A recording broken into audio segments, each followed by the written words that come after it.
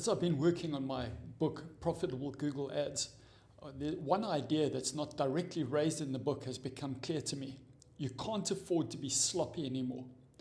When I first started with Google Ads a long time ago, it was cheap. We were generating leads for new BMWs for under $5 a lead, leads for legal services, big ticket industrial goods, and so on, cost very little compared with the value of a sale. And even home services like plumbing or landscaping were easy. Back then, you could get away with a sloppy setup, incomplete conversion tracking, slow landing pages, or poor lead handling, and still produce a profit. That is not true today. Ads are really expensive. There's no way you can expect to be profitable if you haven't done everything in your power to get your ads set up right. You're on the back foot if you've got leaky conversion tracking. For example, you get leads from calls, emails, WhatsApp, or live chat from your website, but you're not tracking every one of those sources as a conversion. You're not tracking what happens to leads inside your business. Do they turn into sales? Do they turn into bookings, appointments, whatever? If you're optimizing your ads for just a quantity of the most leads you can get, the most raw leads you can get, instead of lead quality. If you're sending Google Ads traffic to pages that aren't designed to convert clicks into leads, sometimes that's because you're not using dedicated landing pages that were specifically designed for Google Ads, or other times it's because Google's automated site links are sending visitors to utility pages like your contact page or your about page and so on.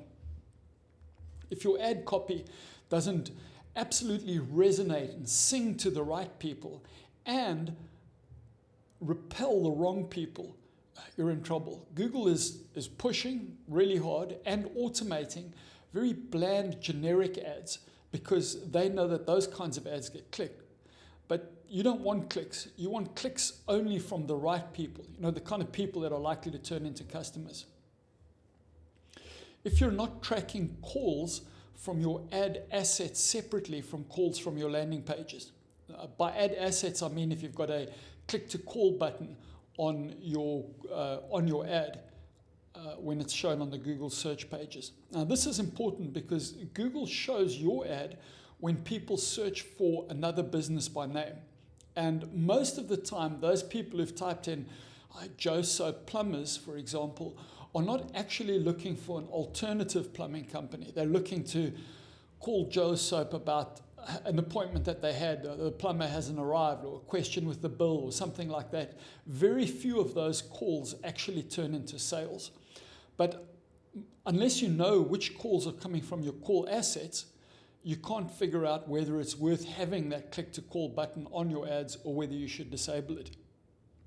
If you take more than 5 minutes to contact leads during working hours, you're not going to turn nearly as many leads as you should into customers.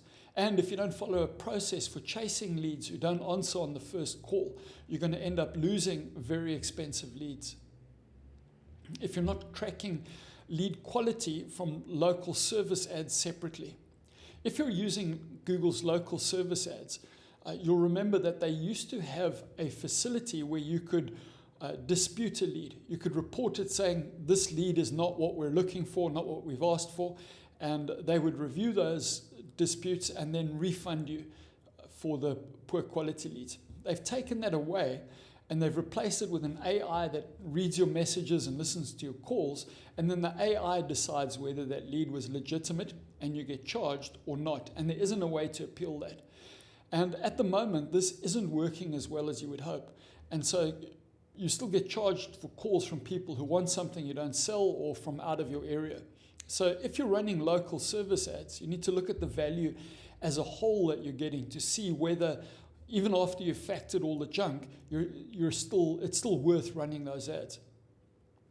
And if you don't know how much of your ad budget is being wasted on spam or click fraud, you're in trouble.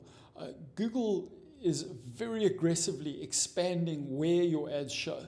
But this means that some of your ads get shown in places where either spam or click fraud are far more likely. Now, the good news is that all of these things are 100% within your control. So it makes sense to get these right instead of just chucking up your ads, spending money and hoping